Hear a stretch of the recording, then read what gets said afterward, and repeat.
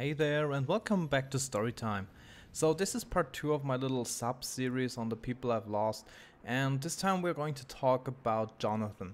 So, where do I start off there? So when I met Jonathan the first time, he was probably 17 or something like that, and I was 20 maybe.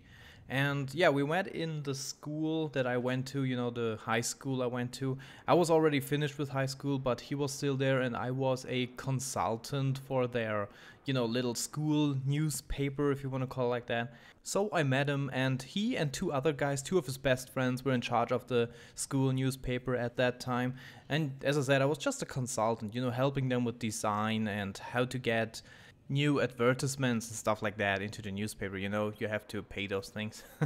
So yeah, I met him, and the time I met him, it was just instantly, I felt kind of, I don't know, connected to him. It just sounds kind of weird, I don't know, but it was just a thing that his two friends, they were always talking, they were always laughing, they were the funny guys, and they were just the guys that were talking. And he was just kind of walking in their shadow. He was not kind of a loud guy. He was just, I don't know, he was just a quiet guy.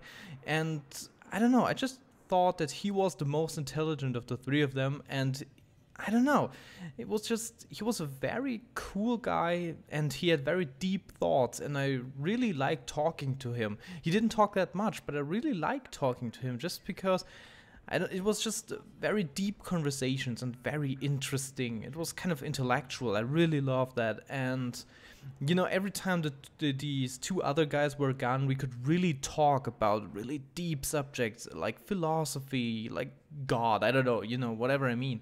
But we could talk about everything, and it was just great to talk with this guy. And we talked for hours sometimes. It was really amazing.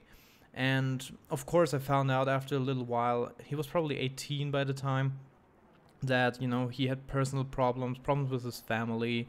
I don't know, I think his parents were getting a divorce, and there was probably some alcoholism there involved. I don't know, it was just, he didn't have the best time there, and had a hard time getting good grades in school. Not because he was stupid, as I said, he was very intelligent, just because he didn't have the mindset for school.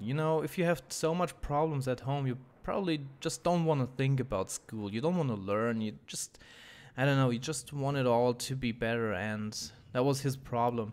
So his grades were going down, and he only had these two friends basically. And so yeah, I don't know, it was just a very hard time for him. And I don't know, he just had so much of a hard time that he started drinking a little bit. On the weekends he started to drink a little bit more and more, and he started drinking on the week. And I always asked him why he's doing it, and he just said it relaxes him and stuff like that. I don't know, but basically it was the way into alcoholism, if you ask me right now in retrospective.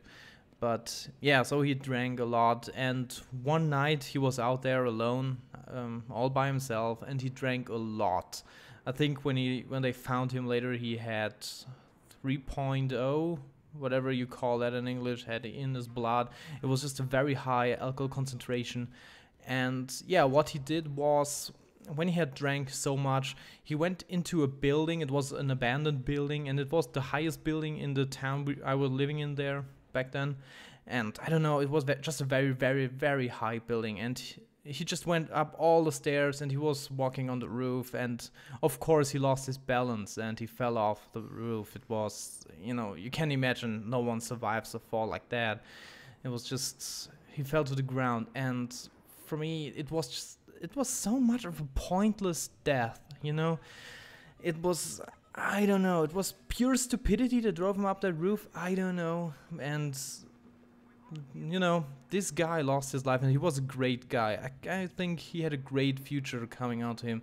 If he didn't have those personal problems, he could be, I don't know, a doctor today. I have no idea. He could just be an amazing guy, and maybe have a family, and maybe have more friends, I don't know, or less friends, but be successful. I have no idea. He could be an amazing guy, and it's a shame that he died, I don't know, out of a little life sadness. And yeah, I don't know. I think there are many people out there that have the same issues, and they somehow find a way to get through it. But He just didn't have the strength for it, and that's sad. And I don't know.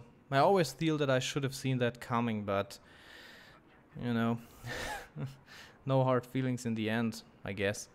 So yeah, that was the story of Jonathan. He died at the age of 18. It was horrible, way too soon, just way too soon. So yeah, as I said, I hope you enjoyed this little sub-series. I don't know. And yeah, tune in for the last episode of this sub-series next week. That was it. I'm iLostLink, signing out.